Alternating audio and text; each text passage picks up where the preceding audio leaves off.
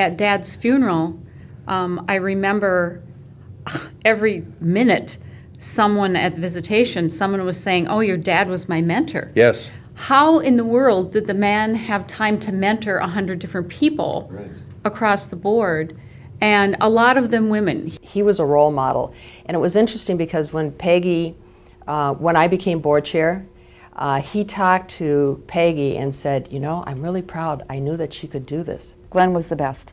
I am just forever grateful to him for giving me the opportunity. You know, he'd come out and talk to me sometimes. He said, okay, it's time for you and me to talk. But that's how you learn. You know, the first day I started there, it was in the wintertime. I didn't have a driver's license. I walked home in the snow. I was lost. I found the railroad track, then I knew where I was. But when Glenn heard that, he said, oh, no, no, no, no. You need a ride, you let me know. We're going to figure out how we're going to get you home. So that's the kind of person he was. He was just so, just like I say, a father image to me, and just the most wonderful boss you could ever ask for. He made this town. He made this chamber because he had the same stuff that we got from IBM. I don't know where Glenn got this, but boy, he knew how to meet and greet and listen and all of that. I mean, he's the hero of this place, in my opinion. He started with the chamber. There were right around 300 members. And when he retired, or not even before he retired, in 30 years there were over 1,000 members. But I remember Glenn, and I think about the things that have happened here, the things that are here today, that I believe are part of his legacy, or maybe not just part, but maybe his legacy. I can't tell you how many things he founded. It was just, he and 7 other people founded Princess K of the Milky Way. Mm-hmm. He founded Central Minnesota Dairy Days. He founded the St. Cloud Opportunities. He helped found the St. Cloud Area Economic Development Partnership. He founded the amateur baseball, Minnesota Amateur Baseball Hall of Fame, which and is then now the located museum. in the convention center. Yeah, and he worked tirelessly for the March of Dimes, and he was instrumental in getting Crossroads built, and that was huge because you had the downtown, and they were leery of a shopping center, and he managed to, and they had to annex some of Wake Park. So that it would Crossroads would all be in St. Cloud.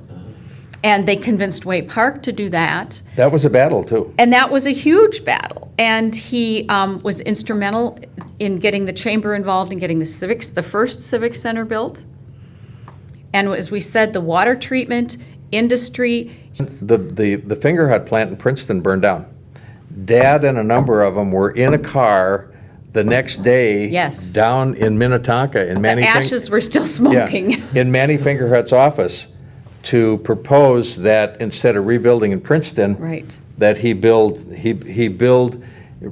his organization in St. Cloud. Volunteerism was huge for my dad. He believed in it, and he nurtured it in us, and I think that's why people saw him as a mentor. He had a gift for seeing someone, talking to them, and then hooking them up with the right place. He always told us that you don't take the credit. You should not be us, children, family. The public spotlight is not what you should do. You should be behind the scenes, laying the groundwork, doing the work, and then recruiting people. And then the other thing he said is, and if it goes south, which I don't think for him it hardly ever did. Well, it wasn't an option. But if it did, you take the responsibility. Yeah. Then you get out front and you take the responsibility. And in his obituaries, they called him Mr. St. Cloud. Yeah. And that was because St. Cloud was what he cared about. So he made the chamber into the hub of St. Cloud. Mom was, if there ever was a strong, supportive woman behind a man, it was my mother. There's no picture. When they did get pictures, there's no picture of Dad. without Mother. That's right. And she was so valuable to him in that she could talk things over. And she loved the chamber too. And when people talk about philanthropists and philanthropy, they always imagine leaders that are incredibly wealthy. My dad, our dad, was a human philanthropist because his treasure was the people that he had the good Yes. fortune to work with, and I don't want to say develop, but to work with and get the best out of them, and Yep. and have them give back and do things for the community. So he was really a human philanthropist. I mean, that's just what he did. He is Mr. St. Cloud. There's no doubt about it. And still to this day, and it's been many, many years since he was president of the chamber, that he still has an impact and still has that footprint in this community. And everybody loved Glen. He was really something, a real leader. He was just one hell of a guy. Yeah, he was. Hi, I'm Raleigh Carlson. And I'm Peggy Carlson. And our dad was Glen Carlson. And we just want to wish the St. Cloud Area Chamber of Commerce a really happy 150th birthday, anniversary. And all the best for the future. Yeah.